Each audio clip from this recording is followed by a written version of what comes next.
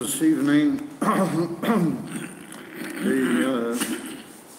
Malchus of the Rebbe from Parshas Boi, Toshin Nunvei. And we are learning in the, this is okay? Yeah.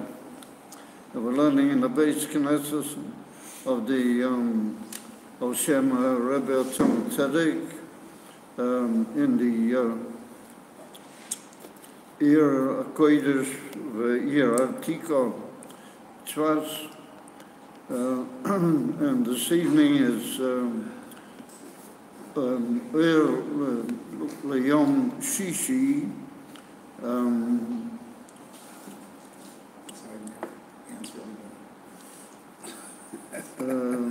Hey Teves, that's to say, it's the night of Hey Teves, Toshin Ein Tes, and we welcome all those listening to the show. So, the Sikha begins that Parshas Boi Zokto li is a parsha amisapers al gulosom v'yitziyosom shal b'nei Yisrael miMitzrayim. He said that Parshas Boi has the great merit that it is the parsha that tells us and informs us and tells the story of the Geula and the actual Yatzia Apoyo of all the Bnei Yisrael miMitzrayim. Liacha meyos shnois aveda kosher u'mefarecher. And this going out of Mitzrayim is after they've been more than 200 years in a state of enslavement and tremendously hard and body-breaking work. Yeah, so the Rebbe said, "Mekivan she'Hashem shall call parsha kosher l'teitnei shel parsha kulei." Since we have a cloud that we've spoken about on many occasions, that the name of the parsha has to do with the whole content of the whole parsha. Boros shemo shel parsha. Yeah, shall Parshas Yetzias Mitzrayim, Boi, and the Rebbe writes Boi el Paroi, and he brings in the footnotes the Rebbe that by certain Rishonim they refer to the Parsha as not Parsha Boi, but Parsha Boi el Paroi, like three words. We refer to it as the Parsha Boi. But there are many great authorities that call it Boi el Paroi. And we're going to see that that fits in very well with the whole argument that the Rebbe is going to develop. So the Rebbe says, Imkain, or that means that the words Boi el Paroi are kosher b'ev miyured legulas Mitzrayim. Or that means that being the name of the whole parsha, it must have some essential connection with the going out of Egypt, because one of the chief themes in the whole parsha is the actual going out. And it's not just we're preparing for the Geula, or we're doing things which are indicating that Yidden are gradually moving towards the Geula, and things are coming to a head, to use the expression. But that was in last week's Parsha, and also partially in Parshas Boi, Shmoit. Over here in this Parsha, they didn't actually go out. This is the not only the etzem chalois, the occurring of the Geula, but the details of how they left. They actually go out. Sheish Mayes. You have to bear in mind that we're talking about 600,000 males with all their families and all of their chattels, plus the fact that Rashi brings that every male had at least 9 donkeys full of all the good things of Mitzrayim. So we're talking about a massive Yetzirah from Mitzrayim, more or less one instant, because it was miraculously Kvitza Sadera and things of that nature. We're talking about a huge mass of people. So all of that is described in this week's Parsha, and it's called by the name Boy, or Boy El Paroi. Well, that would indicate that the inyan of Boy El Paroi has something to do with this whole amazing going out of the Jewish people. And it's very hard for us to be matayah to ourselves exactly, because the minimum was that each male had 9 donkeys, l'chol ha'poches. But the maximum could have been and was much more. There were some people who had a lot more. And later the Rebbe's going to talk, why did it have to go that way? That they had to take things from the Mitzrayim, and the Mitzrayim even agreed to give them in a willing way, and in a way of what we call chayin, how to call it, finding favor and grace in the eyes of the Mitzrayim and so on. So it's an amazing thing. And all that is called by the name Boy, which indicates that this Boy must be something very central and essential to that whole massive theme of the Geulah. So therefore, we have to say that it's got to do with the whole going out of Mitzrayim, and it's not just a detail, a prat, mitoich miklel hashlichiyos shel Moshe al Pari. It's not just another prat from all the different goings in and comings out of Moshe to Pari. He went several times to him, and each time was a different, interchange. So you might say, well, this is like getting close to the end. This is another prat that occurred. So the Rebbe said, you can't say that because it's the name of the whole Parsha, including the whole amazing Geulah Liatzma. But Tamua, says the Rebbe, there's a very open sort of kasha that one can ask. Shaharei hatzivoi boy el paroi. Well, that's what the Eibishter said to Moshe, come, let us go to Pari. Moichiach davke shepari nimtza b'si hatoika. That indicates Moshe Rabbeinu had to go to Pari. And what that tends to indicate, and ask him, why aren't you doing this or why aren't you doing that?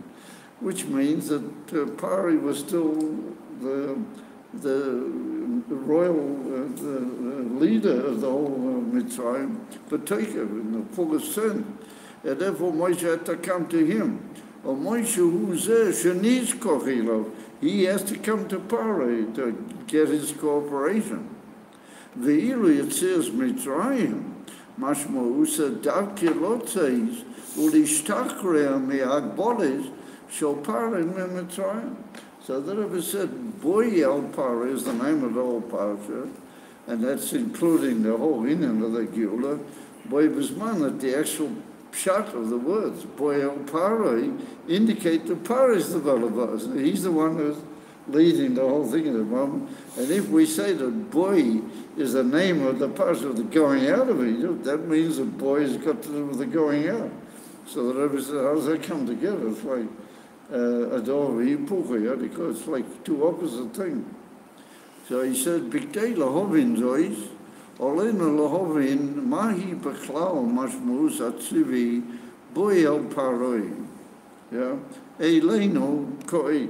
Since the Torah is netchias, then what does it mean to us? This command, and it was not only a command, but also a sort of giving of Moshe Rabbeinu a relief from a certain problem that he had, that he didn't really want to go to Pari at this point. So Hashem didn't say, listen, you have to go. He said, come, I'll go with you. Come with me. So therefore, we need to understand what's it teach us today.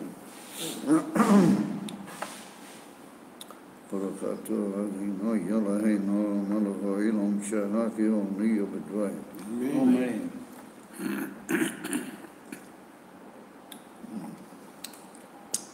That's good. There's another time, don't put any sugar. I don't take sugar. Anyway, whatever. But it's fine. So he says, yeah, haloi ha'Torah v'ha'iroi seya nitchiyei seima. The Torah and all of its instructions are all everlasting. Ve'im kein ma ha'iroi ha'tmuna b'tzivui ba'al parei ka'ei. Yeah, the Rebbe said, since the Torah is everlasting and all the instructions are everlasting, we need to understand what is the instruction and what is the tzivui to us nowadays from the fact that Hashem said to Moshe, let's go to Parai. Le'aka she'Parai meis mizman. Parai's already thousands of years not here anymore. And not only that, says the Rebbe, va'af ruach ha'tumah habo mimenu all the tumah that there was in Mitzrayim then is all gone. You know, unfortunately, there are probably other sorts of tumahs, but that type of tumah that Pari was famous for then has gone. Ella, says the Rebbe, Omnam Pari HaRosha, yeah, he's gone, mate. There's nothing left over from him. He's gone. Ulam, says the Rebbe, L'kol dova ba'ilam, yeshnei shoyresh kodesh. V'shoyresh zeh, parei shebekedusha, kayom gamachshov. So here is stated rather briefly a big klal that's brought down both many places of the Rebbe's Sichas and Beklal. It's brought in Chassidus and in Torah Oyer. It's in Parshas that we've already learned in Torah Oyer. And that is that there's nothing in this world, afila, things that look to be very undesirable, and maybe in human terms they are undesirable, that doesn't have a shoyresh l'mayla. Everything has got some inyan where it begins by the boirei oilam umanhigoi. The Eves is the one who created everything, and he runs everything according to his hashgacha. Aim Kain, whatever happens in the world and whatever is part of the makeup of any given situation, it must have a shoyresh l'mayla. So if we say it as a shoyresh l'mayla, well, that means it must have a shoyresh in kedusha, because chas v'sholem l'mayla, there's no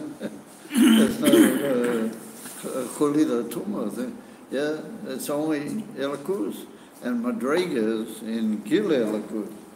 So therefore, if that's the case, then Paroi, he must exist in Kedusha. The etam figure of Paroi must exist in a level of Kedusha, and that has something to teach us today, and that must in some way relate to Moshe Rabbeinu's not wanting to go, and Hashem saying, come on, we have to go, etc.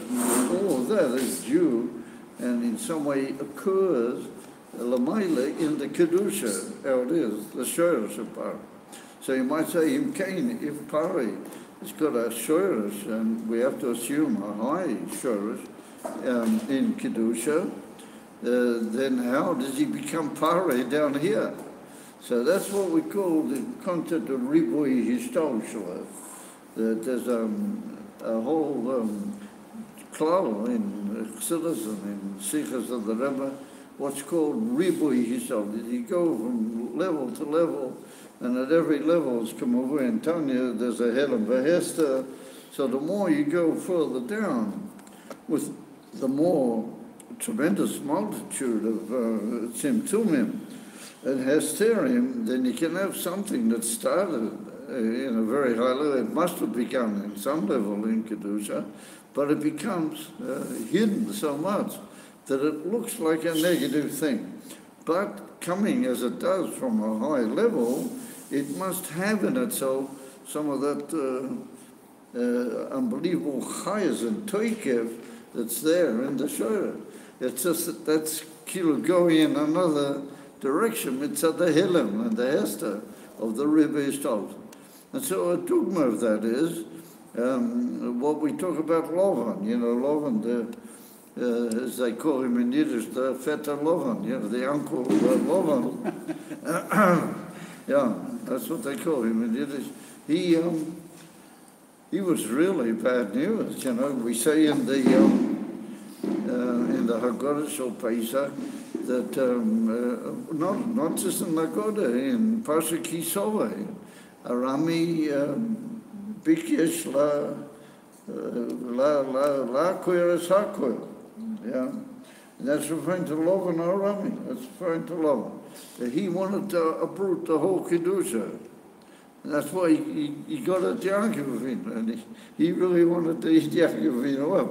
But fortunately, Yaakov Avinu was Tachlis HaTmimas and Tachlis HaKedusha. Nonetheless, he knew how to counter Dre with his unbelievable, deceiving Russia. So it comes along citizens, oh yeah, but that was down here. But in the Mokkah, Lovan is a very high madrega. He's Loi Ben Elyon. He's the white of above. He's Kesser. Madrega is very, very high in Kedusha. He's just come down very low through tremendous Ishtalshalas. Some of them Derek Nafila, like Teo, like collapsing. And therefore, he had a tremendous toikev. He had this brain of what was Pnimi Yusei, but toikev. Of Abagola, he was unfortunate news. You know?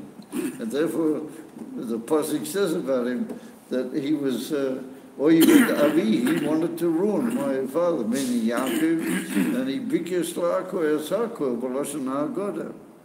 So that's a good example of how something begins in Kedusha, but Lamata it can be. So the same thing with Pari. We have to say that Pari has a very elevated shoyerish, overthrew tremendous descent of the Hashtalshalas. According to the Hashkochalian, according to how Hashem wanted it, Pari became a Pari, Melech Mitzrayim, in the worst way that he wanted. So the Rebbe says, Achatayin, Tzorik Lahovin, Ma Shayach HaTzivoy, Ba El Pari B'Kedusha. All right, you'll know that Pari was what he was originally in a very high madrega in Ruchnias. As if that's the case, then Moshe Rabbeinu, being the leader of Kedusha, he was the highest representative of the world of Kedusha, as you might say. He should have wanted to go, if he could have made it. He wanted to, if it's such a high madrega in Kedusha, then Moshe should have wanted to go. Why does Rashi say he didn't want to go and he was frightened until Hashem actually said to him, come with me, I will take you. So that is the question that now occurs to us. Yeah, what is Shait that Sivui, come with me to Pari in Kedusha? Why shouldn't Moshe Rabbeinu just gone on his own? Why did he need Hashem to take him? If it's all Kedusha, then the event must also be in Kedusha. Azoya must be a Madua kosu boy el pari, veloi lech el pari. It's well known, the very famous question, that these were all part of the shlichas that Hashem sent Moshe Rabbeinu. So we see that right from the beginning, Hashem says to Moshe Rabbeinu, when he hit the snare, and everything, he said, lech el pari, go to Mitzrayim. He's sending him to Mitzrayim. So the same here, Hashem is l'chora sending Moshe to Pari. If that's the case, he should have said to him, Lech el Pari. And you're not so sure of yourself, I'll help you along. Or I said, Why did it have to come in the form of come with me? It was a tzivui, but at the same time, Hashem said, I will accompany you. And that's v'loi lechel Paro. It should have been just said, go to Paro. Ki mekivan sheMoshe Rabbeinu pochad mi'etzem klipas Paro amachuna hatanin hagadol omalei HaKadosh Baruch Hu ba el Paro. So what is the simple explanation of the Zohar? So the Rebbe says, since the Zohar points out, and as Rashi also brings, that Moshe Rabbeinu said he was scared, pochad, me'etzem klipas Paro, from the very power of the koach in evil of Paro, which we call klippa, which is called hamachuna, which is given the name Atanin Hagadol. How do you call it? The big serpent, or the big, how do you call it, whale, or what is it? The crocodile. Huh? Australian crocodile. And don't cover your mouth. I have different... Crocodile. Crocodile. Crocodile. Could also be, yeah. Also be a crocodile, yeah. So he's called in the Pasuk in the Nevi'im. It's not written in the Torah. He's called by the Navi Tanin HaGadol. Omalei HaKadosh Baruch Hu Boi al Paro. So since Moshe was afraid of this terrible klippa, this cloud of evil of Paro, which is expressed in the name Tanin HaGadol, yeah. Now I've been told a new possibility of a crocodile, so he's for sure, very threatening. Boy al Paro. Therefore Hashem said to him, come to Paro, novoi, we will together. Novoi elo, shneinu yachar. We'll go to, both of us together to Paro. Avol eich shayach loima dover chazeh. How can you possibly say that? B'kesher leParo b'kedusha. If Paro is b'kedusha, and all things happen, first of all, in kedusha, and Paro is a big level in kedusha, then how come Moshe said to Hashem, he's scared to go? Mela down here, where he's sort of been through the river, he's told us. But if we say it all begins in the Shorosh HaKedusha, L'mayla, then how can you say that Moshe Rabbeinu was scared? He should have wanted to go. And just by the way, this is based on a very famous, all of these points that we're making now are based on a thing where the Rebbe brings it over. It's a very basic klal. It's brought in the Shloh HaKodesh, the famous work, the Shloh. But he's buried over by near the Rambam in Tiberia, the Shloh HaKodesh. And he was unbelievable Gaonish figure. Around about the time of the Arizal, a bit after, he was already out at Arizal. And he came here to Eretz Yisrael, and he's buried in Tiberia. So, the Shloh HaKodesh is a klal that the Torah talks about things how they are l'mayla, v'meramez l'mata. You follow? He said opposite of what people think. People think that the Torah is written in a simple way, and it's being meramez to things l'mayla. So the Shloh HaKodesh is the opposite. It's being written l'mayla, and it hints at things how they are l'mata. That's what the Shloh HaKodesh. So that on that basis, that's what the Rebbe is asking. If all this is really happening l'mayla, that's what the Torah is telling you. That's the Ikka. Why would Moshe Rabbeinu be scared of that? They get another Haima dragon Kedusha. So, says the Rebbe, V'hezbel Kachu,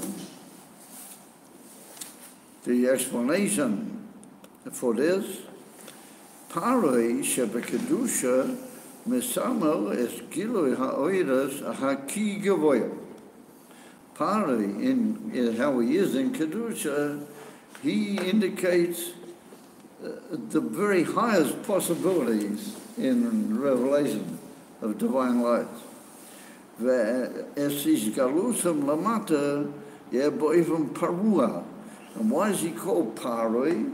So the Zohar Kodesh said, because the highest possible light above Nahoyrin, Aki Elyonim, come down here lamata exactly as they are, without sort of being put into a great deal of historicist, and they come down in a way of parua.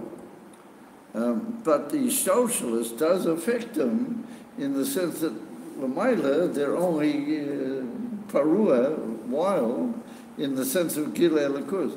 The way they came down here, they get mixed up with a certain Helenvast, and they can be wild like parua as well. But the shorish of them is very high. So therefore, the Rebbe says, if so, it follows that the paroi in Kedusha is a very high level.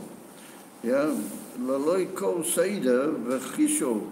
And therefore, the way these oiros come down, they come down in a very disordered sort of way. They don't come the usual way, because they're coming from a very high level. So he said, "V'gilu kazeh magir rak me'kodesh baruch hu bi'atzmai atzmas umahuz shelamayla mikol medida seida v'hagbod." So the Rebbe says a thing like this. He says, normally speaking, if Hashem gives off light, even let's say the way light goes from the atzmas, the first light, even before the tzimtzum arisen. So the Rebbe said light is only a ha'ora from atzmas, and a ha'ora which goes off is, by the etzem definition, got some sort of how do you call it, a tziyur, how do you say a tziyur, like a form or a purpose to it, or it's aiming at lighting up something, or achieving revelation. That's the whole idea. It could be revelation on a very high level than all the worlds, but it's still got a certain purpose to it. So something that has a certain purpose is, as it were, even though it may be Ein Sof in the way that it can just keep going, but it's got a certain aim to it. If it has an aim, then it's already got in inverted commas, a shape, it's got a purposeful ha'ora. So he said, therefore, we have to say that if these oiras so, as it were, unshaped, that they're like wild in their whole way of expressing themselves, so we have to say that they're coming from a very special pushing power in Hashem. And normally, the way Hashem gives off a ha'ora is that it's just a reflection from Him. And it's only a ha'ora, and it's some way indicates to us that it's coming from Him. But that's all.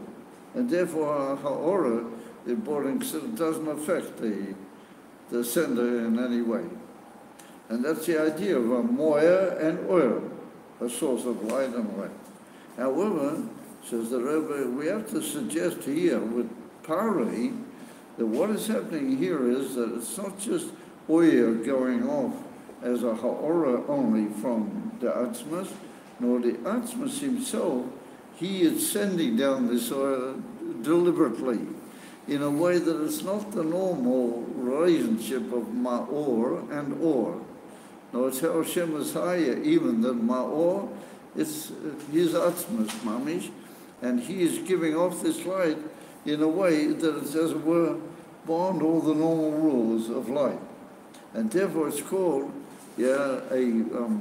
unlimited and wild. The word paroi doesn't go out of a simple meaning wild. In other words, it's coming forth from him with power in a way that's not limited by the normal definition of oyer and moya.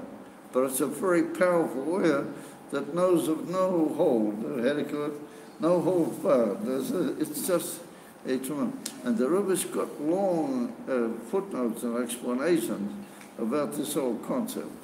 So he said that's the shoresh of Pari in Kedusha. Of Melanemtelefi said that you've got Hashem's Atzmas involved here, that he is giving a certain power that this light can just go all over the place, and it's not a normal type of light at all, but it's got this tremendous power since it's coming from the Atzmas. Therefore, Pari was a very powerful, he was what's called in the Gemara, Shoila Bekipa, he ruled the whole world. He ran, at that time, the whole civilized world was bottled to Mitzrayim. So therefore, says the Rebbe, that's what we call oil, which is parua. It's how they call it literally wild. Lalei kol seid of a chishur, without any normal order or reckoning in the light. Gilu kazer magia rak me'akodesh baruch ba'atzmei. A revelation of that sort comes only me'atzmus u'mahuz, from the very essence of Hashem himself.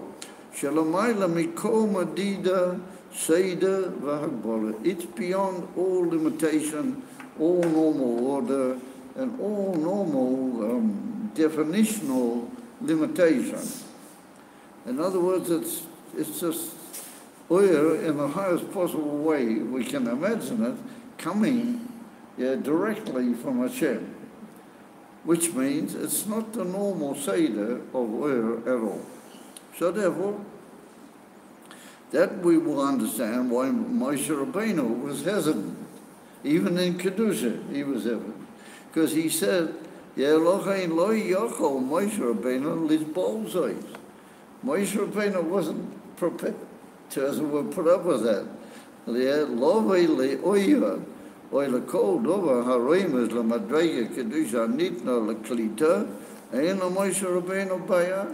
If we're talking about a level in Kedusha which a created being can absorb or in some way relate to it, even if it's higher than his koilas, but at least he can relate to it with Mesilas Nefesh or something. Yeah.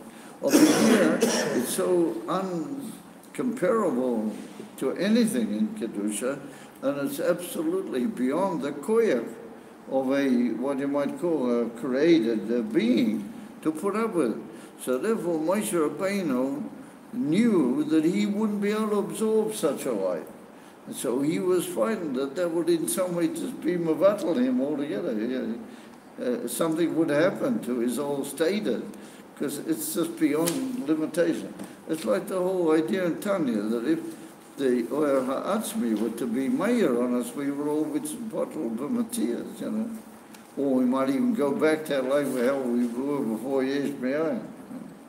So therefore, says the Rebbe, Ein Moshe Rabbeinu Baya. But if we're talking about Madrigas, then Moshe Rabbeinu is okay. Aval Hagila Pari Ba'atzmei, Haroim is Legiloim Shalamayla Mikol Hakbola. Over to reach Pari Atzmei, there are levels of light that have no reference to normal limitation at all. As there Moshe Betor Nivra Mugbal. The Kabil. And so it's Ke'ilu that the great Meforshim was saying that he was right, the Medrash, he was right, Moshe Rabbeinu. Therefore, he didn't want to have it. Ubezeh tzadok, Pare. So then the Rebbe goes on to say, that's why Moshe didn't want to go to Pare. However, later on, once he's already been there with Hashem, then Pare gets very angry, and Pare says, you have to go from here. And he said, don't ever see my face again. He said, because if you ever see my face, then on that day you will die. You follow? So the Rebbe says a very interesting thing. He was right. Because he meant, Ponai means my pneumius and my atmius. If you ever see my pneumius and my atmius, you won't be able to hold out. And so Moshe Rabbeinu, he agreed with that also. He said, that's Ubezeh Todak Pari, Ba'omrei B'yoim Ro'ish Ponai, Tamud. Ukedivrei Moshe, and Moshe answered him. He said, Kain dibata, you spoke very well. He said, Lo yoisif liroi zes ponecha. I'm not going to add any more to see your face. Ki be'emes mitzad atzmoi, just on his own, without the help of the Eivester, Moshe Rabbeinu can't take it. The whole reason he did take it when they did go, because Hashem was with him. And the atzmus of the Eivester was helping him. Oh, but just on his own, Moshe Rabbeinu said, Eino chanami. I'm not going to see your face anymore. Ki be'emes mitzad atzmoi, lo yachol Moshe lekabel es amadreges parei sheba kedusha. Eino chanami. He couldn't receive that level. And so therefore Paro was right when he said to him that. So Moshe Rabbeinu said, Kain dibata, Eino chanami. It's amazing how the Rebbe teaches all these exchanges between Moshe Rabbeinu and Paro. And he said they're right, because Moshe Rabbeinu was the one who was winning the show. He was about to, they were holding very close to the Geula. Why didn't Moshe Rabbeinu say to him, I'll do what I like, whatever, you're not bossing me around anymore. But he said, Kain dibata, yeah, you're right, I'm not going to see your face anymore. Yeah. Ki be'emes mitzad atzmai, just purely on his own, or his own madrega, great as it was, and Moshe Rabbeinu wouldn't have been able to take it, and therefore he needed the divine accompaniment. And therefore, O Maloi HaKodesh Baruch Hu, Boi El Paroi, come with me, I will accompany you, and I will give you the koyach to absorb this whole Gilui. If you're with me, you're not going to be bottled of materials.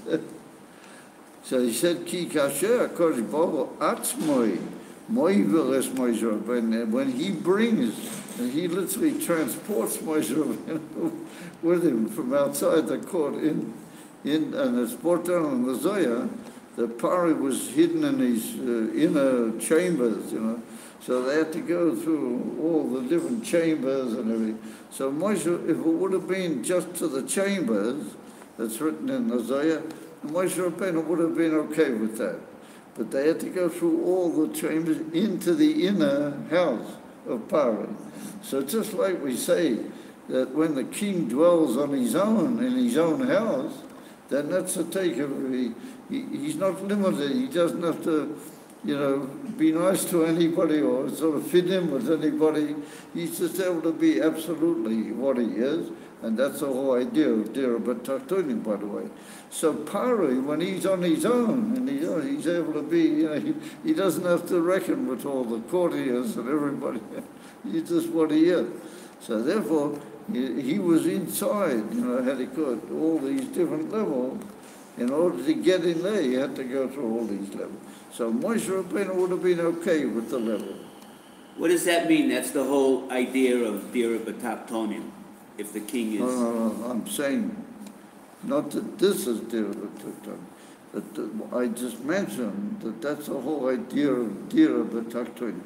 A Dira is where you dwell the way you are. You're not fitting yourself into everything. And when you're home, that's the way you are with all the power of your expression. You follow? So it's the same in Dira B'Tachtonim. So therefore, he says, Ki be'emes mitzad atzmoi lo yochol Moshe lekabel es madreges Parshas. V'lochen Hashem said to him, Boy, ki kasher Hashem moivel es meinav. Ein kol bayah lechaber hafochim. We can join two things opposites together. We can join a limited created being with the koyach of the atzmos. He said, "B'yicholte ligoim shegam nivro, nish neshama b'guf yuchal lekabel es hagiluim hagavoyim ba." He said, that's why Hashem said to Moshe, "You have to come with me." And Moshe wouldn't have been able to go, according to his understanding, he was right, had Hashem not gone with him. Because he wouldn't have been able to take this tremendous gila. And so I just need to make a sort of a point here, because this is like a summary, and we just need to make a extra like point that the Rebbe makes in this whole argument that he's developed, that Pari is like the Koyach HaAtzmas of Kedusha, which is basically the highest possible Madrega. So the Rebbe said that there's two ways that we can learn this whole inyan of Parua, that the oiras come in a tremendous way, that they're not limited in the normal Seder. So the Rebbe said one is that it really comes from the Atzmas, but the Atzmas just sends it, and had it good, the Atzmas still remains somewhat mudal from it, but it's got all the koyach of the Atzmas. It's not a normal ha'ora. Another way we can learn is, we can say that the oiras themselves are full with the koyach of the Atzmas. It's not just that Hashem sent them, but they themselves become, as it were, completely permeated with the koyach ha'atzmas, the lights themselves. And so all these lights that go off, they're not just, an expression that Hashem has willingly given forth from his atzmas, but they represent in themselves the koyach of the atzmas. In the oil itself is the very koyach of the atzmas, which means that the oil is absolutely something different altogether. So that's what we're going to see, that ultimately that oil with the koyach atzmas, betoicha or mamish, that's going to be like the pitch line that's going to make sense of a lot of the factors here. But just let's put that in our mind for the moment. So therefore, says the Rebbe, what Hashem has done by going with Moshe, he's made it possible that the opposites should be able to get together. Dahainu, the very koyach of the atzmas mamish, with a limited person inside the group, albeit Moshe Rabbeinu, but he's, as it were, like the living opposite of this whole thing of Pari B'Kiddush. And that's why Moshe didn't want to go, and that's why Hashem had to take him. And that's basically a huge net. But that net has got, how do you call it, hashlachot, it's got all sorts of effects that we'll see now as we go along. So he says, Nes zeh, sheMoshe Rabbeinu k'neshama begur, mugbal, yochel lekabel es hagiluyim hagavoyim b'yoysa, lo yinasa stam kach, ela kechelek mishlavi hayetzia v'hagiula memitzrayim. Our question was, how's all this got to do with Yetzias Mitzrayim? So the Rebbe said, this is all part of the etzem going out of the Geula, and we're going to see Matan Torah, and ultimately the Gula Amitizva Ashlema. And the Rebbe says that since it's brought down in Medrashi Chazal, that all the Geulas, including the Gula Amitizva Ashlema, the beginning of all those Geulas is the going out of Mitzrayim, and the giving of koyach to all the Geulas comes from Geulas Mitzrayim, then whatever is like the speciality of this whole interrelationship of the Etzem Pari and Moshe's ability to receive him or be with him, as it were, through this unbelievable mass, that's going to be working the whole way through Matan Torah and through everything, and it's ultimately the same story. Le'yosid Lovi. Each and every one of us, Le'yosid Lovi, is going to be like a small Moshe Rabbeinu. We're all limited bodies, and we're all nishomet in Gufim, Davke, according to the Ramban, after Tchias Amazing, and Atzmas Ein Sof, Mamish is going to be mayor in the Guf, until the Guf will be higher than the Neshama even. Yeah. So how's that going to work? That's two opposites altogether, because it all began Yetzias Mitzrayim. In front of that union of the two opposites began with Yetzias Mitzrayim, and that began with the words Boi El Pari. It all started off with the idea of Boi El Pari. So the Rebbe said, let's examine that a little bit more, in detail. How does it work? So he said, Geulas Mitzrayim hoyasa tzorech matorah achas. the whole going out of Egypt had one goal at that particular time, and that was lahagir matan Torah. The whole going out of Egypt, it took a aim and it took a point was to reach the giving of the Torah at Sinai. As it said in the Pasuk, that Hashem said to Moshe, that Poichiacho Esam Mitzrayim Ta'avdunas Elokim Al-Harazeh. When you will take the people out of Egypt, what will be the sign that that's the complete going out of Egypt, and you being Matzliach in your whole... when Moshe and Hashem are talking together at the burning bush. So Hashem said to him, if you come to this mountain, they will serve me on this mountain, meaning Matan Torah, that's a sign that you, as it were, completed your task very well.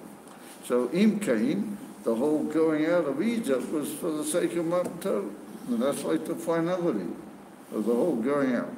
So therefore, it comes out that the whole going out of Mitzrayim was in order to reach Matan Torah. Kenema ba'oichiachas om Mitzrayim ta'avdunas Elokim al-harazeh. So the Rebbe said, Achida shel Matan Torah. Let's examine for a moment what everybody knows is Achida shel Matan Torah. He said, Chibur elyonim Taktoinim. It's well known, and we've learned this numerous occasions in these lessons, that the whole inyan of Matan Torah was that the elyonim yordu lamata and the taktoinim all lamata, and there was a joining together of the two. Prior to Matan Torah, it was Shomayim, Shomayim, Lashem, Va'oretz Nosim Livnei Adam. It was like two, as it were, separate Rishuyos. Of Alidei Matan Torah, they came down and joined together. And that's what the Medrash brings, the famous marshal, the Bnei Surya can't go up to Roima, and the Bnei Roima can't go to Surya. Over the Melech said, I'm going to be Mavatal, this whole Gezerah, and he got up and was Mavatal, and so he made it possible for the Elyonim and the Taktoinim to join together. And that's Matan Torah. So that was the Rebbe Achida Shel Matan Torah, Chiba Elyonim v'Taktoinim. Matan Torah Nosenes HaKoyach, L'Kayim Torah Mitzvahs, L'Hagshim Es HaMatorah Elokis, to make possible and bring a physical realization of the divine goal of Laseis LaHaKodesh Baruch Hu Dira B'Taktoinim. That was the whole ultimate purpose of Matan Torah, to lead to the inyan of Dira B'Taktoinim. What that meant, that Hashem is going to be united with this world, with his full take, like we said. He's going to live in this world with his full individual expression, like a person does in his home. No whole fun. He's exactly what he is. So therefore, that's the whole idea of them. Shegamo ilam akashmi v'hamubal yubali yidira l'chodesh baruch hu. What that's the ultimate perfection of chibur elyonim v'taktoinim. So the Rebbe says now we're beginning to see why Hashem had to go with Moshe, because he had to make sure that these two opposites of him, Anibra and Etzem Elikus, would be able to get together. Otherwise, it's just one will be Mavatal the other. So the same with Dira B'Taktoinim. And that's what the Alter Rebbe says in Perek Lamed Vav, and the Rebbe brings it in a footnote. That's what the Alter Rebbe says, that if Hashem hadn't given Koyach, then Einoch Hanami wouldn't be able to receive Matan Torah, and Liyosid Lova, Yidden are not going to be able to receive. They have to have Hashem Oiz Li'ama Yitei. They have to have the Nesidas Koyach. So that's what happened here at this very moment. Hashem took Moshe into part, and he made possible the Atzmas, Ha'oya, and Moshe Rabbeinu were able to join together. And that led to Matan Torah, and that led to further, and it ultimately leads to the Gula Shlem. So therefore, he said, Chelek Choshuv mibitul hapirot bein ha'elyonim v'taktoinim titpatzeya b'tzivui Hashem hitpatzeya. It took place b'tzivui Hashem l'Moshe ba'al parei. So the Rebbe says a very important aspect of this whole ultimate aim of Dira B'Taktonim began with this whole visit of Hashem to Parai together with the Eivester. Or that made possible the Chibah of the Alienim and the Taktonim. V'zehu HaKesher shel Parsha Boy al Parai Legulas Mitzrayim. And that's the Kesher between them. And therefore it's like a whole essential message, but again to the whole Gula and to all the other things which were Ika, to Hainu Matan Torah, and the ultimate Shleimus of Matan Torah, and the ultimate Inyan of the Chibah of the Guf and Etzem Elikus, V'Gula Mitzvah Bashleimo. So he said, Kedei Levah, so he's hated.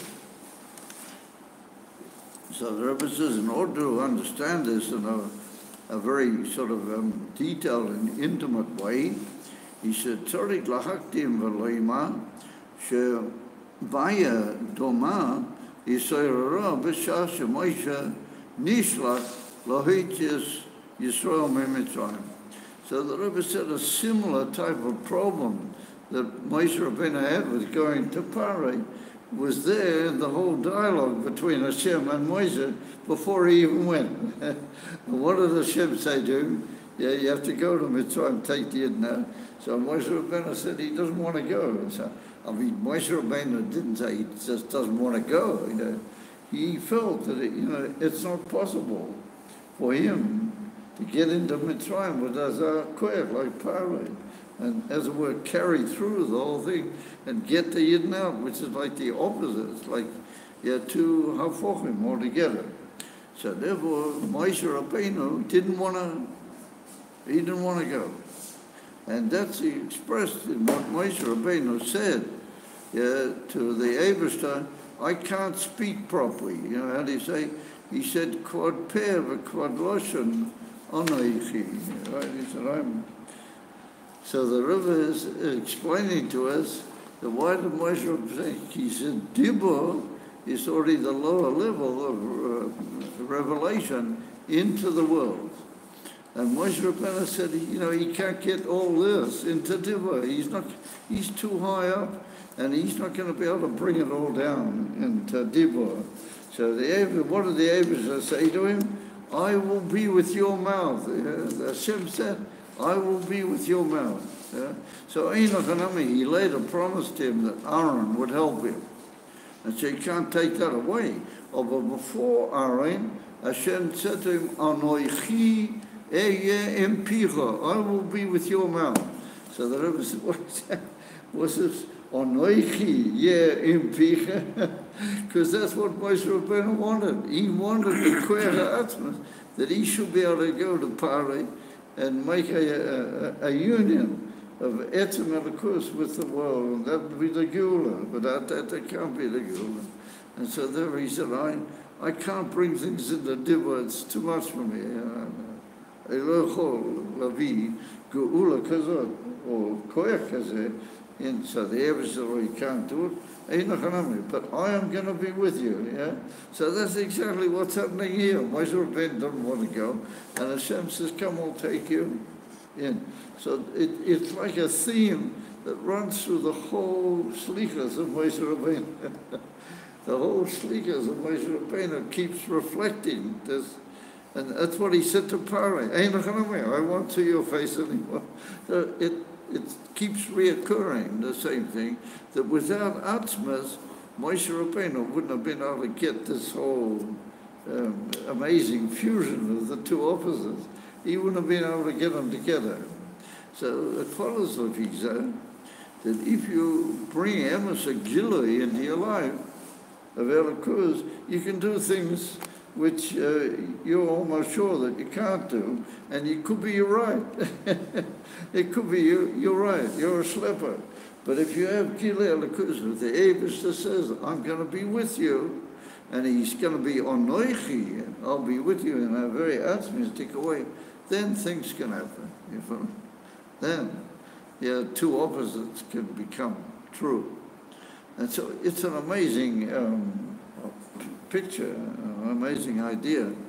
And to a certain extent, it just it depends on us. We've got to show Hashem that this is what we want. We want to bring about the ultimate fusion of Elokus with the limited world and with the honor and the way he is in the group. So Hashem says, well, that can't happen without me. So that's what we say to Hashem. We want you.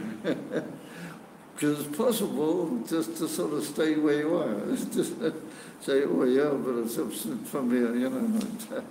Who am I, you know? So you're not anybody. But if you ask and you say, listen, I want Hashem, so come and he should help me, then he will help you. That's basically, that's the whole amazing picture. So the Rebbe says, well, that was the discussion between Moshe and Hashem at the beginning, and then he said, Oisa boya, Oisa gam b'knisa el paroi. But it's all going into paroi, and the Shore, it's the same problem. Moshe Rabbeinu didn't feel that he was able to get so high, and he's right. He's not able to. האמסור של משה רבנו עצמו מצד דרגו הגבוה לא יהיה סביה לקבל את הגילוי פארי בגילוי הפרוע והנילה הבא מפארי. חשושוי היה כיצד האילום, כיצד הנשומות בגופים המוגבלים יוכלו לקבל זה. So here the Rebbe makes a very interesting point, that here this is very typical of the Rebbe when he's referring to the Rebbeim in general, and especially to the Frierdiker Rebbe. And that's a point that he's going to make a bit further on when he talks about Yud Shvat. So the Rebbe says that really, Moshe Rabbeinu, he could have done it. And Moshe Rabbeinu was so massive that he thought he wouldn't be able to. And Mitzad Atzma, he had a point of being Moshe Rabbeinu, he would have been able to do it nonetheless. So if that's the case, why didn't Hashem, bring it about that he do it anyway? So he said he had to ask for all the other people. All of us say, well, that's not for me, Therefore Hashem says, come with me, not just because of Moshe personally, but for how Moshe is the neshama klolius of all the people in the generation, and he will give power to everybody to be able to make this entry into Parei. You follow? And bring the Gula, B'derech Mamela. That's a special thing. But really, had Moshe Rabbeinu really wanted, he would have been able to do it. But because he represents everybody, he was literally talking for everybody. They say everybody's not going to be able to bear this level. So therefore he said, Amos, and that's what he said. And Moshe Rabbeinu could have done it. Or because he represents all the ordinary neshamas b'gufim, they're mugbalim, they can't be makabel, this whole level. So therefore, lochein, therefore Kodesh Baruch gave him the koyach of the atmas, and like we said, that in the oil itself was the atmas, not just that the oil came from the atmas, but in the oil itself. So he knows on a Kodesh Baruch is koyach atmas, b'tei le'afshe shagam nishomas b'gufim, not Moshe Rabbeinu, but ordinary, so-called ordinary nishomas b'gufim. Yes, Gam Nishomas B'Gufim Mugbalim, Yuklo L'Kabel is Kol Agiloim Anifloim, Aboim Me'akarim Baruch B'Yatmei, Kizui Kol Matolos Apriya. That's the whole purpose of the whole creation. And that's what he says in Perek Lamed Vav over there in Tanya, that the ultimate purpose of the whole creation was to bring to Yemosel Mashiach and Tchias HaMesim, because that's the ultimate fusion of Atzmas Ein Sof with the Guvim. And the Alter Rebbe says over there, that's not possible. So the says the Hashem has to give you a very special quirk that you should be able to do it. And that's what the Rebbe is defining here. That's like the union of the Atzmas of Hashem with the ordinary Neshomas Barim, that they should be able to be makabel all this. And that's what Moshe Rabbeinu did. He began it flowing by going together with Hashem into Paris. So that's basically the picture. So the Rebbe says, where are we? Aboy Mekor Bazmai, Yizui Kol Motor Zabriya, Shekam Nivroim Abibonim Boim Azah Gashmi, Yuchlo Liyeshdira LaKodesh Baruch Hu. Upa'ula Zu, Hu Hivsa HaChona VaSchola Shel Geulas Mitzrayim. That's the beginning of Yetzias Mitzrayim. Ki HaMatorah Shel Yetzias Mitzrayim, Hu Shebnei Yisrael Yekablu HaTorah Davke. And we said that the whole meaning of the Torah is the beetle of the Gezerah between the Alyanim and the Taktonim. Kefi Shahim Nishomes Begufim Briyam. So the Rebbe not just stam Gufim, but Guta Gufim, Gesundte Gufim. V'akoyet Lachach, Yigia LaMoshe Rabbeinu, Parshas, Yeboi El Paroi. When the Abbas is saying, come with me, then that will begin the whole Koyach. Will be given to all the Yidden, because that's what Moshe Rabbeinu really wanted. He wanted that through that it should be Nimshach Yalakulam. So he said, Mikan Hoyro Eleino, Shagam Biyoseino, Nishomes Begufin Gashmiyam. Us nowadays, where we are now, we are still Nishomes Begufin Gashmiyam, Bailam Azeha, Agashmi. Yesh b'koychenu lekabel es ha'toyra v'amitzvah. We can be makabel and mekayim Torah mitzvah she'im ratzeinu shel HaKadosh Baruch Hu v'chochmasa shel ha'mayla mi'agbolas. V'zois oires ha'gavoyim b'yoisa shel ha'mayla mi'agbola. That's like Parei b'kedusha. Since we have this koyach, the Eves Be'etem, that we got from Moshe Rabbeinu going into Parei the first time around, well, that gives us the koyach to be Makayim Torah and Mitzvah with the aim that's meant. In other words, Gilei Atzmas Ein Sof Lamata B'Zehoy. Yeah, Atzilus and the Bria had occurred, that's small change. We're talking about bringing Lamaila me Atzilus, Lagamri, into Elam Hazeh Hagash. Atzma Seitov, into Elam Hagash. So Atzilus to Bria is like, had occurred, a relatively small aspect, even though it's big time. Yeah. So there we are, that's the picture, everybody. So, the Rebbe says, all of this is the going out of Egypt, and it fits into all the Inyanim, including the Gula Shleiman. So the Rebbe said that that's also the connection with Yud Shvat. Oh, just one further point. What the Rebbe asked the classical kasha, why is it that when Yidden left Mitzrayim, they had to borrow things from the Mitzrayim and literally had to get it in a good way out of them and take it off, sort of disappear with it. And it's written that Hashem gave Chaim to the Jewish people in the eyes of the Mitzrayim, and they willingly lent them the things, probably knowing that they probably wouldn't get them back. And yet they all gave it very willingly. So the Rebbe says, why do you have to have that beklam? Hashem wants to provide for the Yidden. There's no problem. He can provide for them. Why did they have to get all these clothes from the Mitzrayim? And the Mitzrayim had to give it, and Hashem was very makbid about it. He said, you must tell the Yidden that they have to do that. So the Rebbe said, why do you have to tell the Yidden? Just make the Mitzrayim give them. Because the Yidden themselves wouldn't have wanted to do such a thing.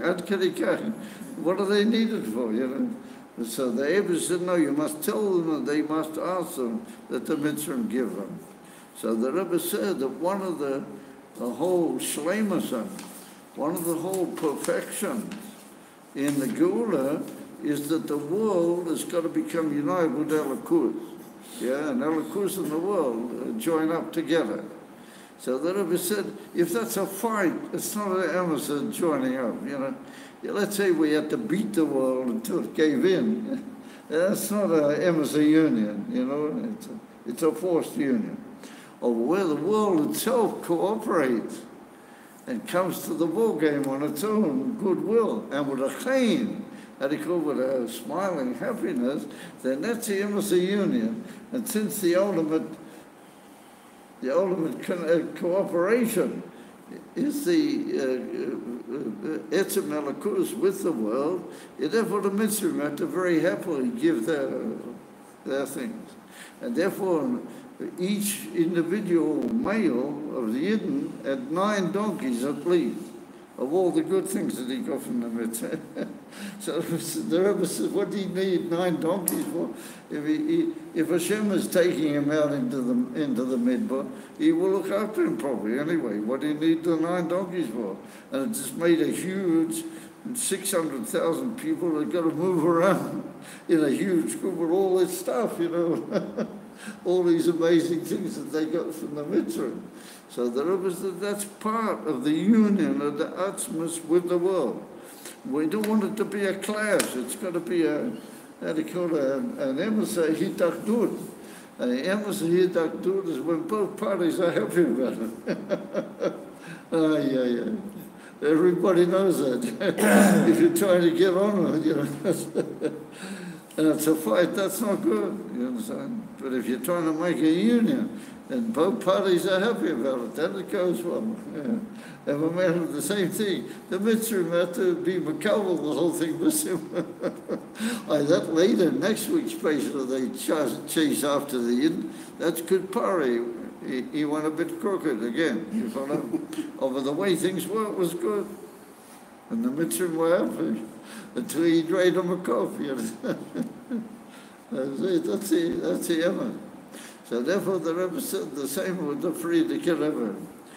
The Friedrich Rebbe was the Koyach HaAtzmas, and he was like the figure of Moshe Rabbeinu, and he was like before the Geula, or he said that everything's ready for the Geula. The Friedrich Rebbe said that. He's like Moshe Rabbeinu. He's going in to Paris to finish off the Golas. So he has to have a very special koyach for that. And that's the koyach ha'atzmas. Yeah. And he said that's why the whole inyan of the Hilula of the Friedrich Rebbe is tremendously important. The Bir Samashiach and the Dorena. And therefore he said, it happened to the Friedrich Rebbe, what happened to Moshe Rabbeinu. He wasn't able, just before his talkers, there was a couple of years when he wasn't able to speak properly. He couldn't speak properly. So there was a big professor, the Rebbe brings a story, a big professor came in to look after the Friedrich Rebbe. And he said to the Friedrich Rebbe, you know, he said, you're the manik, Ruchni of our generation, you know. Why did Hashem punish you that way, or why did he affect you that way? Your whole inner is your mouth to speak and be mafasim elokus and be mafasim mitzvahs. And the Friedrich Rebbe did that in the most amazing way, you know. But he needed to speak for that. And he said, why did he take away from you your ikar, adequate medium and your main power of function? Hashem took it away from you. That's what the professor said to the Friedrich Rebbe. So he said the Friedrich Rebbe didn't answer him clearly, you know. So the Rebbe said, I have an answer. So the Rebbe said the whole thing is that there had to be, for whatever reason, known to Hashem, another generation before Moshe would actually come. And he said they would do what the Friedrich Rebbe wasn't able to do. He didn't manage to finish it off because he didn't have the power to speak. And so the generation following immediately, they have the job of carrying out the Friedrich Rebbe's bringing the Atzma Saints off into the world. And their whole inner is only to follow up what the Friedrich Rebbe did. And therefore you notice that the Rebbe the whole time said, it's not me, it's the Rebbe, the Rebbe Dashwer, the Rebbe, the Friedrich over here, the Friedrich over there, everything. Because the Rebbe says that we are just like the renewal of the Koyach HaDibur of the Friedrich Rebbe to complete what for some reason he wasn't able to complete. And the Rebbe said he can't ask kashas, why was it like, kachazeh. That's the way it is. And the Rebbe said that the last generation didn't just carry out very strictly what the Friedrich Rebbe started, but it made a huge, multiplication in it. Because everything in Kedusha has to add something. You must always add. You can't just do what was there before. So therefore, our generation not only carried out what the Friedrich Rebbe wasn't able to speak, but it multiplied it many times. And that is the ultimate preparation of Boi al Paroi.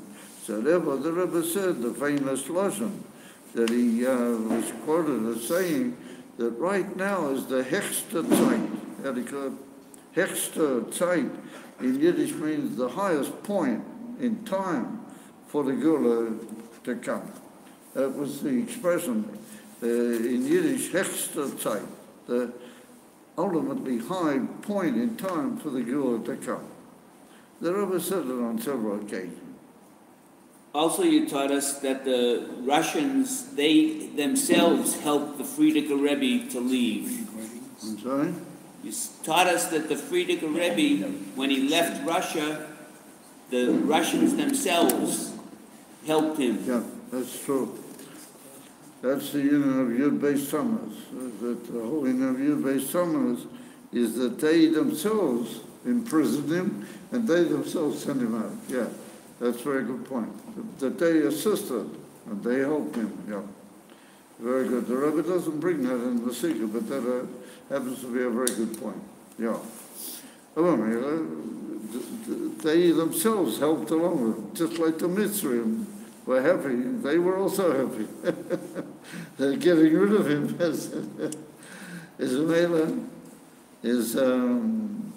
So the Rebbe said this is a Hechster Zeit.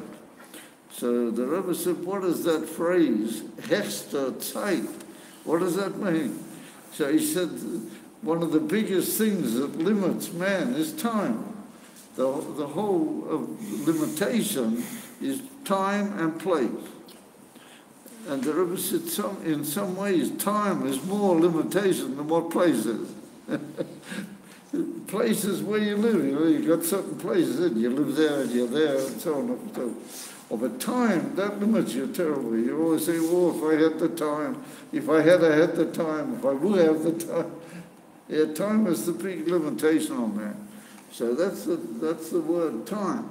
The Hechster Zeit means that in that time is Meir Atzma saying so. And therefore the Rebbe said, that's Boi el Paroi. That's the Hechster Zeit.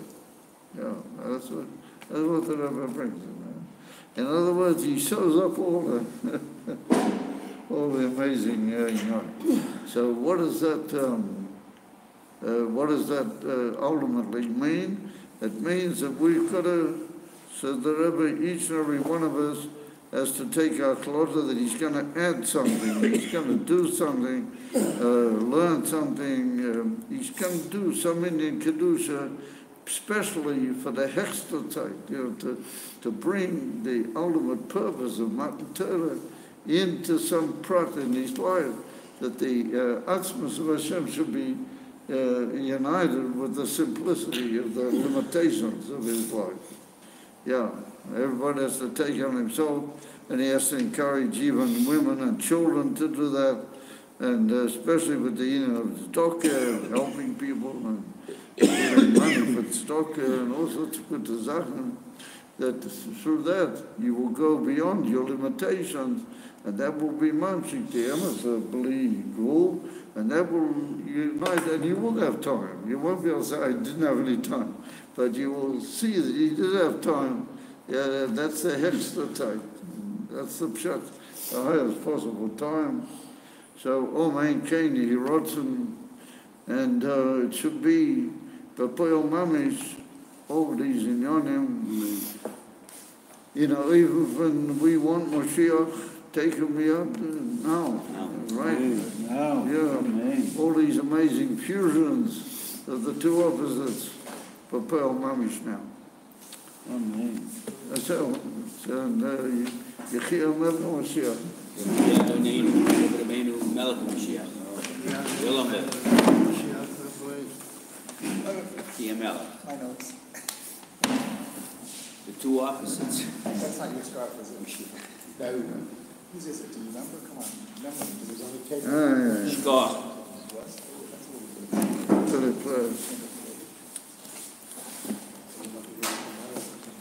Ouch. Maybe somebody left it here at the fire.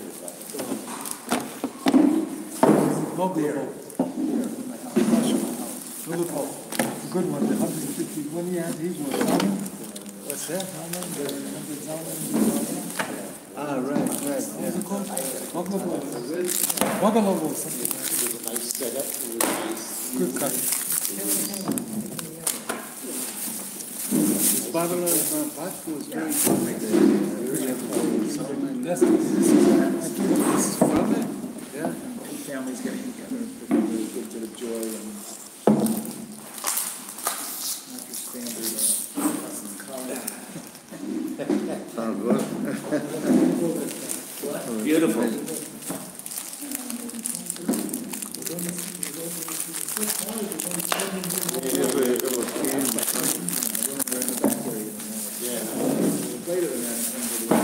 Now, Take me The brain sort of connected extra tight. after the parents left in their ambulance. No, sorry, I didn't mean to scare you. He was on that driver. Hey, what else? Are you okay? What? You can dip the Oreos in hummus to balance out your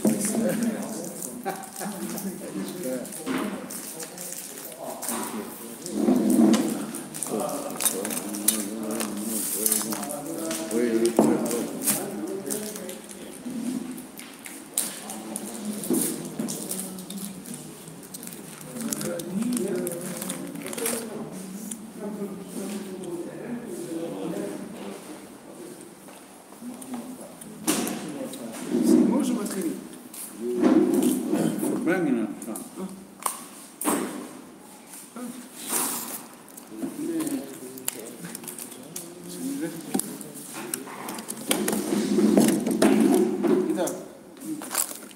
Thank you.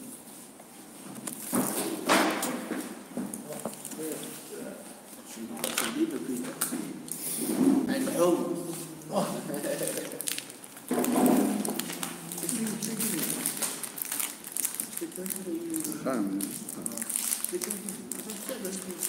My glove.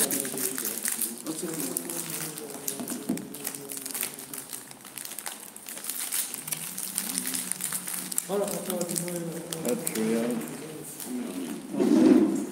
Would be Would be from higher source. would I? Take like.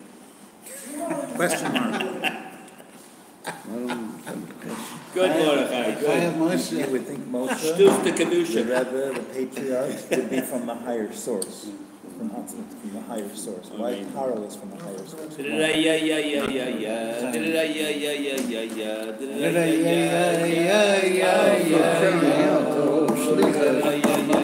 in and getting the divine prayer. Then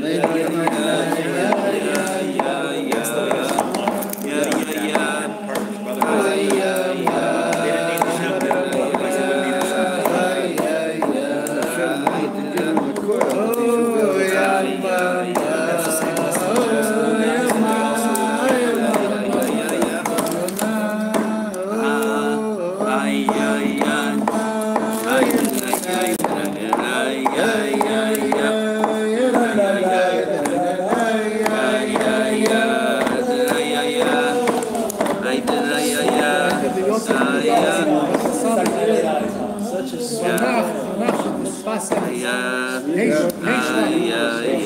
went in Melbourne, Australia, and so I went in Sydney, nicht geholfen, und gewohnt jedes Geheißen oder Italien her. Moshe. Und irgendwann eine große Kerl, aber eine schöne Jede, über das schöne, manchmal machen. Und ist gewähnt der Vater hier vor der Ule, kein Teufel von der Rosh in London, in Gold's Green, so jemand her. Mit Schmäh. Ja. Ja, das ist ein Sohn von denen. Und der jeder gewinnt Kerl. Wo ist er going? Ja, aber der Sohn seinem ist gewachsen Robert. Ja. Ist vielleicht kommen, jeder Hey Schwarz in Melbourne, weil Melbourne ist mehr Jitten, und vielleicht machen ein großes Dinner, der Quad Hey, hat gesehen, das was hat zeigen. In Polen, hey Schwarze gewinnt, Poland was what? Die muss kommen, Sfas Emes. What happened in Poland on Hey Shvat? Hey Shvat is the Yotzei of the Sfas Emes, the second ger ever. Kaylee after. I think the second ger ever. Yeah, it takes the Lubavitch will take kale. It's one that made the Seder. Name. The night is his Yotzei. Sfas Emes. He's being a little bit loved by my daughter. It's an interesting thing. He wasn't keeping a lot of he showed that some turning point in his life when he met. Honestly, he wanted to be dating me, going any kind of So, and a woman who keeps shopping, since keep kosher. this part of our Thursday night get-together has a aspect of like informal bringing. Therefore, I'd like to just tell a couple of things which I think will throw a bit of sort of intimate light on what we've learned in this amazing document from the Rebbe. And that is that Hashem says to Moshe, Boy el Paroi, he said, Kani ikbadati eslave liboy, veslave avado. Come with me to Paroi, because I have made his heart heavy, right? And he's not going to listen, and that's in order that I should be able to make many miracles that will be learned by the Jewish people, and the world will see Elikut, Yedu K'ani Hashem. So he says, you should come with me, because I have made a heavy Paro's heart. So there's a Kabbalah from Reb Mechel Zlatush, he was a great Talmud of the Baal Shem Tov. And we have his niggin, the Reb Mechel Zlatush niggin. So he said, what does it mean, the words, Ani hikbadati et liboy? So he was famous for his, his words, what they call a vort, vettel. So he said that Ani, if you suffer from Ani, that's hikbadati et liboy, then that turns your heart into kaved. What kaved means, I had a cold full of blood, liver, turns your heart into liver. Hikbadati, Ani, if you have too much ani, then you have a heavy heart. That's how he touched it. So how does that fit in with the whole pshat of the pasuk? You have to use a little bit of your own initiative for that. However, when I was in sort of middle years of my work in Chabad in the yeshiva, I became very connected and friendly with a very famous chassid from the old Chassidim, Reb Foley Khan. You know Reb Foley Khan. So Reb Foley Khan, he was a Kishmoy Keinu, he was a Kohen. And he was a very amazing person. And he, when he was young, when he was a boy, he saw the Rebbe Rashab. He'd actually seen. So he learned in Tomchei Tmim in Russia. He was a Talmud he'd actually seen Tomchei Tmim.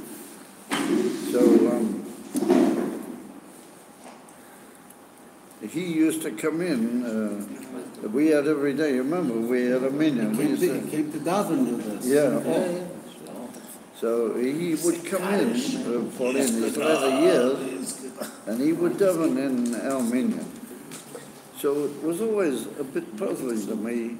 Why did he come to our minyan? He could have gone to the zone, daven with the whole Tomchei Tmim. Why did he come to our minyan? But anyway, he seemed to like he seemed to like him. And then later, in his latter years, just before he passed away, he was almost blind. He couldn't see properly. And his wife she was completely blind. And he used to lead her around, and he could hardly see himself, But, so he would still come to our minyan, but he wouldn't daven with them, and he would just hear, Kedusha and Bochum, but Kriyas Sator, Mondays and Thursdays, very makbid to hear Kriyas Sator. So the two things I want to tell you is that he told me once, why does he come to our minyan? Why does he come into our minyan? So he said that I must say that this minyan reminds me of the minyan of the Bochrim in Tomchei Tmim in Russia. Yeah. Oh, wow. Pay attention. That's what he said to me. So I was tremendously taken by this. So I sort of made a sign, what's the connection? So he said, here, he said, I can see that the Bochrim, they care about the davening. It's really nogea to them, that it should be a meaningful and a pneumatic davening. He said that's what it was like in Tomchei Tmim. Davening was a big ika, it wasn't just something you had to do, part of the Seder, but it was a whole big value in its own right. So he said, I feel that here in this minyan. That's what he said at Foley Khan. And so I want to tell you guys something.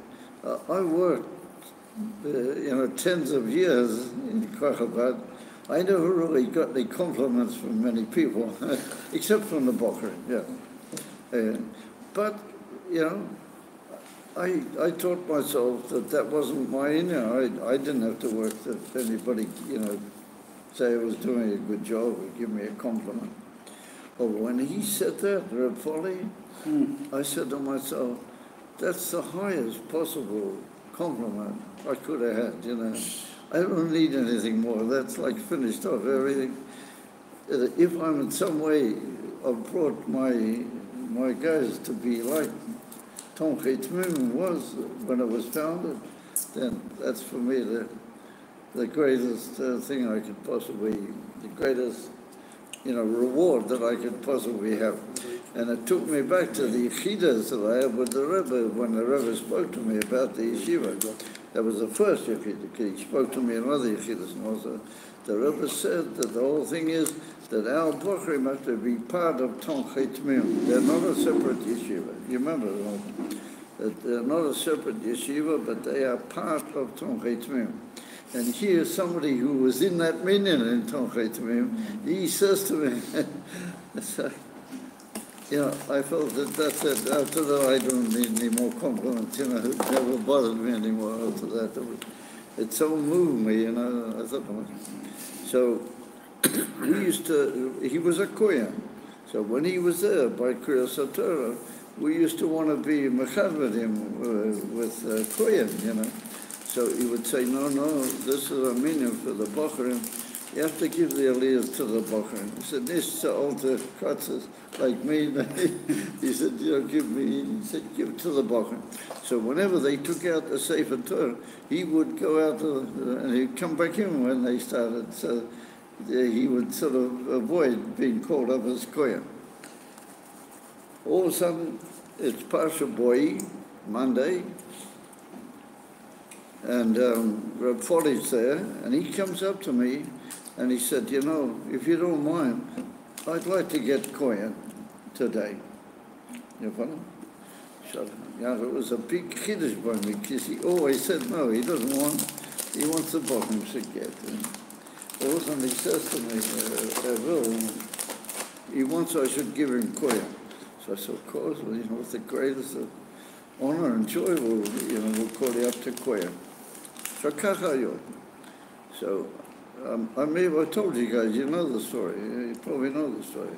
No.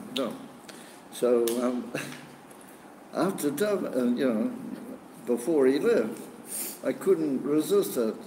So I said to him, Reb Foley, why were you interested in Dafki today getting kohen? So he said, it's a good question. He said, why am I interested?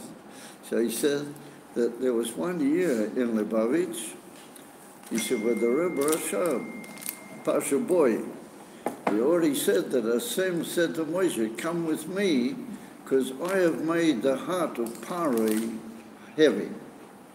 So the Rebbe Rashab said, that means that the Abish has taken the whole Kvedus Alev, the whole heaviness of the heart from Yidden, and he's thrown it onto Pari.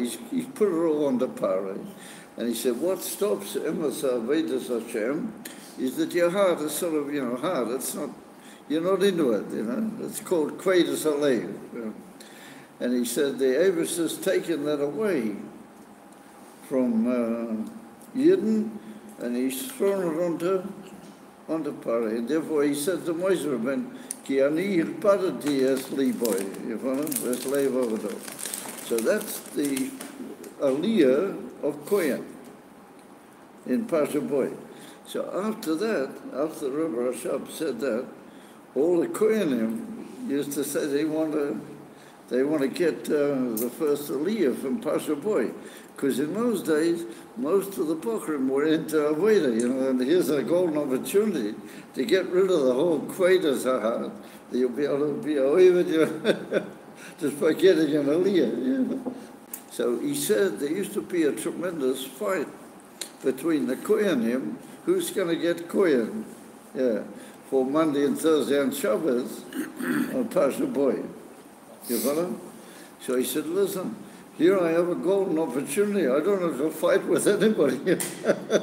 He said, I'm very friendly with you, and I know that if I ask you, you'll give me for sure. He said, so Gan Eden. He said, over there in Lubavitch after that. He said, and the Kohanim used to throw lots, and they used to be jealous one of the other, whoever got, how to call it, and they used to make separate minyonim here and there. It was a whole Indian Kohen of Parsha Boy. It was a whole Matthias. The Rebbe Rashab said he's thrown the whole Kvedus Alev on Pari. So I was very moved by that. It stuck in my computer very, powerfully. That if you only link up with the Eibishter, and you allow him to bring you around, and he will run your thing. He will take all the heaviness and the not good things, and he'll throw them on Pari. Pari represents Kedusha. Of the way he is down here, let him have all the Kvedus Alev. Hashem will throw it all on to Pari or to those who are like him. And he said, the Oivdei Hashem, who want to really serve the Eibishter, they'll have a whole Matzia, they'll start off all over again from the new. And he said, therefore people took it very easy. He said, the Kohanim in Lubavitch, he said, Parsha Boy was known as there's a big struggle amongst the Kohanim. That's what he told me. It's handy for you to know. It's a male. It's all part of this amazing picture that we've learned here. And that's what Reb Michael is Latin. That's what he meant. That if you're into ani, then that's mechabed. That makes your heart heavy. But if Hashem helps you, He will throw it away for you. You understand? Hashem will take it, and He will throw it away. And that's the union of what we learned. Come with me. I will take you.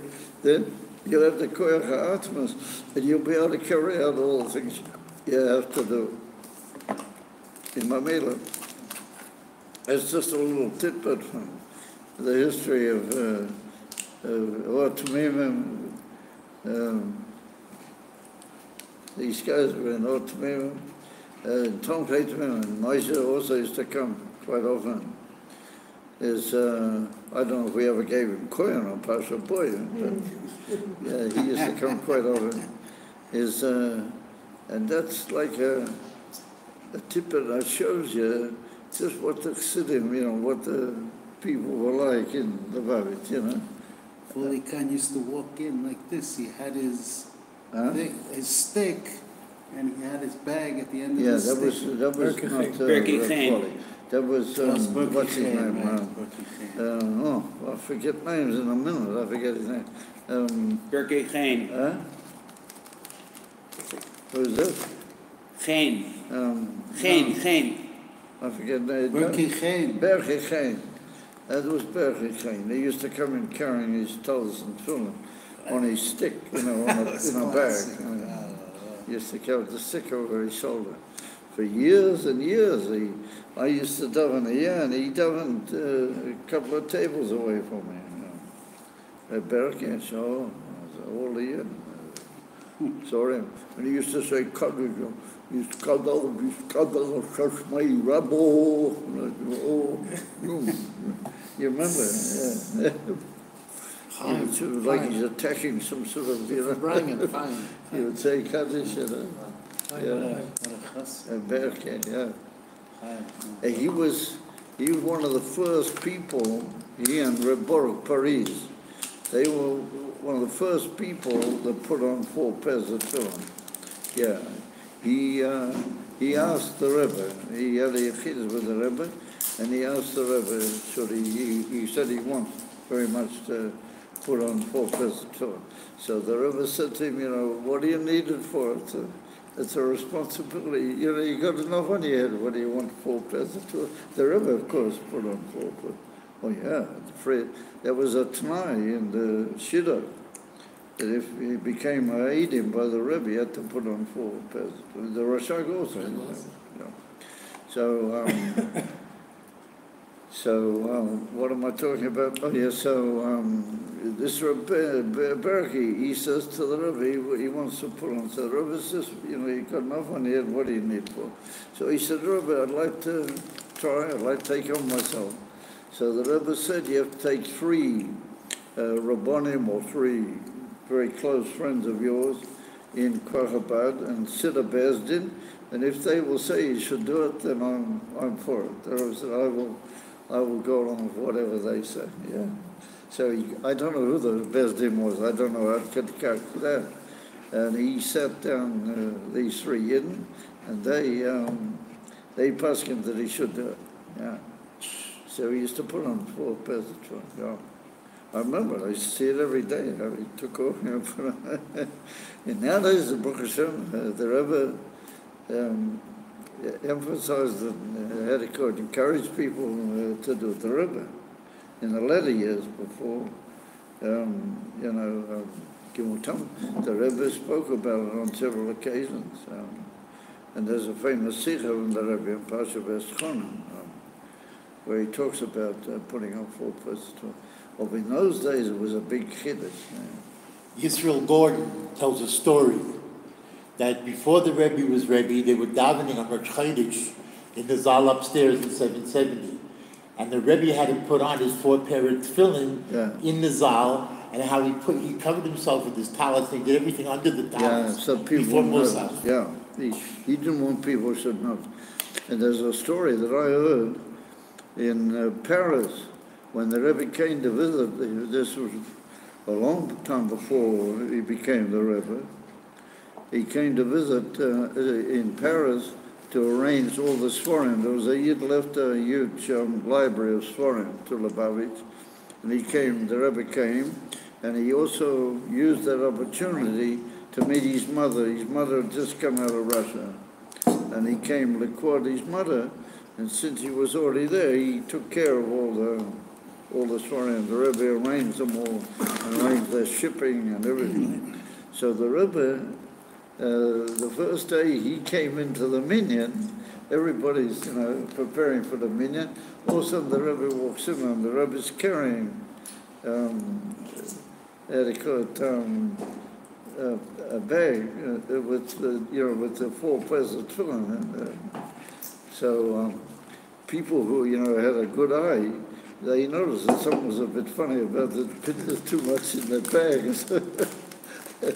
And so people started sort of, looking. So the Rebbe felt that people were looking, So he went and davened, the Rebbe davened the whole davening behind a sort of like a partition that was there. He just would make himself part of the minyan by looking around a little bit, but he davened the whole thing. And then later, whenever he came into the minyan, only with Russian Rebbein tongue. And the Ravid and the Shimush Rabba and the Ravid, he put on at home later. He didn't do it in public anymore. And so what you say is, he found another atheist to pull his toes over himself. Yeah. I heard from people who are no longer with us, but I heard in Melbourne in the old days, before I left Australia. I heard from somebody who was there in the shore when he saw the Rebbe walk in with He said, those who were Mavinim, all the eyes were jumping out. Yeah. So that's it. That's the koyach of Atzma saying so. That's the koyach of Mechaber together with Atzma saying so. We all go in and bring Pari from Kedusha down into the Pari of this one, Mavatal him, and it brings about Gilei Atzma's Batoich HaHagbola, Batoich HaGashmi. That's the preparation for the Gula Shlema. That is in effect the Gula Shlema. And so we're on the home run, we're in the middle of the final rush. Why? An athlete, when he's reaching the goal, that's when he puts in all the koyach. Why did Hashem tell Moshe that he was going to harden Pharaoh's heart? Moshe would have no reason to be strong if it's a waste of time. Why did Hashem? That's all him. What was the question? Why did Hashem tell Moshe that he was going to harden Pharaoh's heart? Why would Moshe be strong if he knows that Hashem is going to make Pharaoh? I think he's going for nothing. No, but Why did Hashem tell Moshe that he was going to harden Pharaoh's heart? Answer that question. They were good? Going to harden his heart of Pharaoh. Yeah. Oh, that's another question. Because he said that he wants to multiply Gilei Lakuz in Mitzrayim. Right. And the way to multiply Gilei Lakuz is if Pari doesn't cooperate at the beginning. You follow? Yeah, but Moshe would have no reason. Because the Rambam says that the last 5 of the Machos, Hashem made his heart. Up till then, it was him made his own heart. But after the 5th Macha and till the actual Machas B'choyres, Hashem made his heart heavy. So I asked the question, why would Hashem do that? Why would he make that heavy?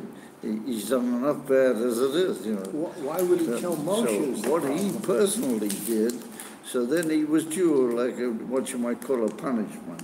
But once he'd finished that, and it's all in the hands of Hashem, then why did Hashem need to do it? So therefore Hashem says, Ani padres liboy leman tesaper leder and revoice moifsaisai be'eretz mitzvah. I want to make many miracles. So he made Paro's heart purely for the sake of Gilei Lakus, Lakoloi. That's what brought down. In a minute, that's the answer to what is the ultimate aim of all the makot. What is the makot? What are the makot? What is given the pneumis? So is it oinesh or is it Gilei Lakus or what is it? So according to the Rambam, it's like two sections. The first 5 is like a punishment or like a visitation for his bad. After that, it's all Hashem doing it in order to reveal Elokus in the world. And that's why Hashem said, I'm making his heart hard because I'm going to make a lot of miracles. And the miracles are purely Gil Elokus. And that's why it's written, Eish Asher Hisalauti B'Mitzrayim. Yeah. So the Rebbe said, Lihisoilel means to like play with something. Yeah, make fun of it. So he said, why does Hashem need to make fun of Mitzrayim? Just blot them out, or what do you need to, as it were, make fun? So the Rebbe says that's the whole inyan of Gilei Elokus that was there on the Makot. At the beginning, maybe not so, but after a certain point, it was like Hashem playing and revealing just how bottle the whole world is to Gilei Elokus. Rabbi Moshe, why is it that Hashem would tell Moshe that he's going to harden Paro's heart? Moshe would have no motivation about going to Paro. It's a waste of time if he already knows that who he's going to is not going to. Why would he do that? He's the shliach to bring Paro to a situation that he should be hard. He's the shliach that's doing it. So they'll cooperate. He's the one that's bringing Hashem, the prophets or whatever, to Paro to do this. Who's going to do it? How's it going to be done otherwise? It's amazing. You're not hearing my problem. It doesn't make any sense that he told Moshe, you're going to go on a shlichus, but you can't complete it. Makes sense. It just doesn't. No, he said Moshe Rabbeinu is the one that's commanded to do this by That's going what you say, to also to Paro, and Hashem will make it hard. If he doesn't go, then how is it going to be hard? Who wants to go on a shlichus to know that they can't accomplish it? No, they're accomplishing that it's hard to read. This is what he's accomplishing. Pasuk says, this is what he's accomplishing. Chaim. All the Moifsim. What Rabbi Gafni explained is accomplished through the fact that Moshe Rabbeinu. A good question. A good answer. I don't think so, but thanks. No, L'chaim. Today was the outside of the Bab Shimon ben Miriam, the Eloya Rebbe, Chabad Tsfat, That's a much better explanation. Jetzt hat ihn genommen in Spital. Hat stroke. Schleimer. Junger Mann. Shimon ben Miriam. Shimon ben Miriam. That tells you to go, you're not going to go. Chaim like bracha. He's called a Sefer or a Sefer. Yes, it's a given the shul. Sorry. So the Baba Sali was also he was a very big medium of Gilei Elokus in the world, and he held from the Rebbe, unbelievable. He accepted the Rebbe as a Manik Kolador, and the Rebbe respected him very high as well. It was like an amazing relationship between the Baba Sali and the Rebbe. Yeah. And I'll just tell you very briefly, and my wife once had a whole thing with the Baba Sali. I never went with her. She once went down to where the Baba Sali was, because she heard if you come there and you sit in line long enough, you get a minute or two with him, unless very unusual. They would send anybody away without at least giving, something very brief.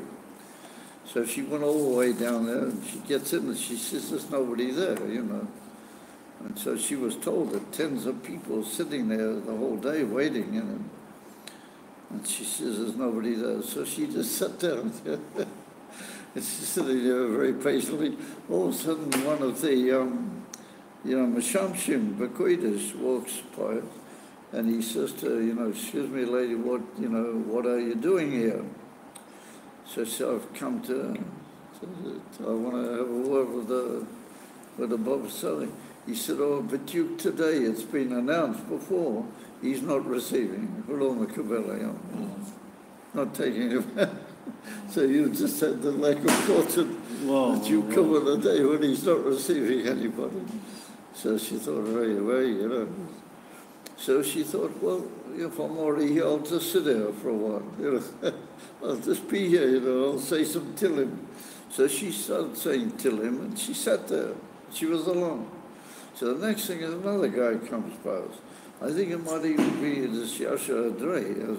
He's a Chabad, or son of it. I don't know who it was. Somebody comes past, and he's more sort of helpful, And he says, listen, lady, I can't really do much for you, but, is there anything you want to say? Or is there... So she told him, basically, she'd come about my mother-in-law that was living with us at that time, and she lived until she passed away. It's a whole amazing story how she came over from Canada, and she lived with us in the house, and we had her in the house for years. So it's a whole mess, But she, at that point, she wasn't very frum, so we had a whole question in our mind, how's she going to fit in, to the whole household? And she, amazingly enough, she did tshuva of what happened was, this was before this happened. So my wife is sitting there saying, so he says, this guy says to her, I'm going in now to the Baba Sali. If you tell me just one nakuda, something I can say very brief, then I'm prepared to tell him.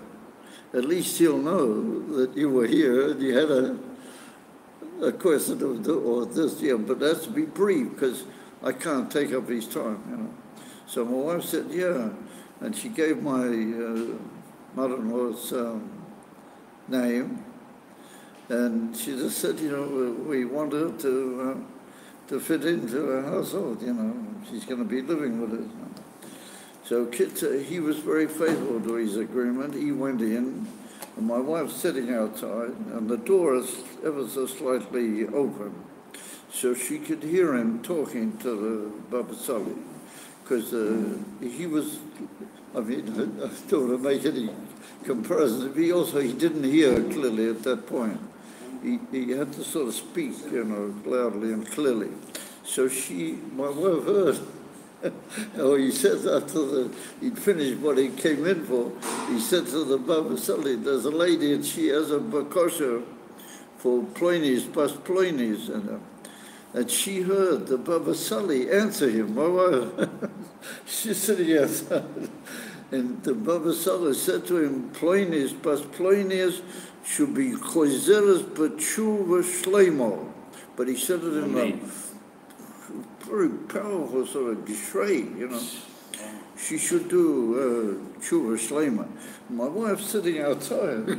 She can't go in or anything, but she hears these words. And she says, just thunderstruck, just the way he said it was like some amazing, like voice from heaven, it was very powerful and yet full of eloquence, So she was just absolutely thunderstruck, So this guy comes out and she said, I don't know how to thank you, you've done me a tremendous service. He said, Baruch Hashem that I'm able to do my job the way it should be. And he said, so my wife packed up her bag and she went out, she'd already carried out the shlichut. So you should know that from then on, my shviga began to completely take on herself, as if she was just, born into into the household because she was all alone. She was a widow, you understand? My mother was her only living child. And so she started, and if you would have heard how she said Krishma at night time before she went to sleep, you would have envied it. You would have said, "Hallelujah, I can say Krishma." She would say it, and she would mean it with all her heart. You know, and she fasted Yom Kippur. She was elderly, very feeble. She had to sit in the chair the whole day. But when it came Yom Kippur, she said, "I am not going to eat. I am fasting with everybody together." You know. And Shabbos, of course, she kept, because we kept Shabbos, and she sat the whole day around. So there was no reason. She kept to her mitzvahs. You know. From that point on, when he shouted out, yeah. So he virtually said to the Rebbe, you know, "Let's get moving, Melech HaMashiach." That's basically what he said to the Rebbe. And the Rebbe didn't say that much to him, but the Rebbe said that you are the leader of so many of the Jewish people. You know, you've got to keep up to your job. You can't take it easy. You know, 'cause he wanted to go away or leave or something.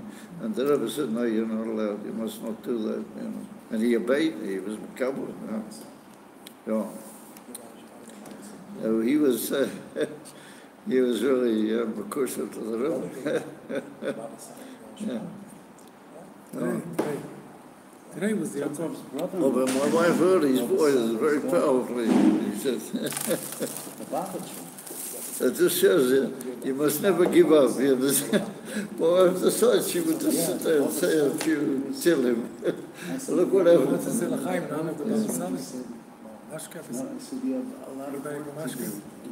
And there's water from the Baba Sali? No. Vodka. My wife she has water from the Baba Sali. Yeah. She's got a bottle of water from him. Yeah. Mordechai was still Chaim. Mashke. Yeah. Oh, boy. His wife went to the Baba Sali. So there we are, guys. Her mother, yeah. So how's the old saying? For her mother. The world's not a simple place, you know. Atzma Saint Sof is running the show, you know. It's just let him do it, you know. Just let him do it. Don't miss, they say in Yiddish, misuch nicht rein, you know, don't mix in. You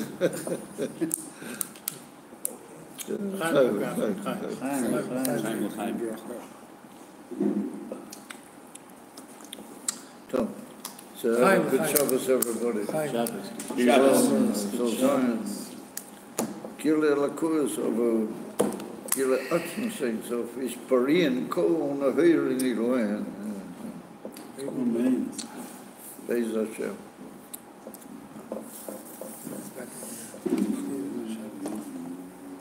Cool. Good. Does anybody know how to close this up? Yeah.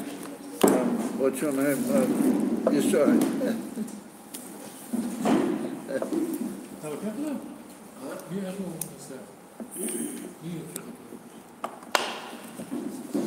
Benji is coming, Benji.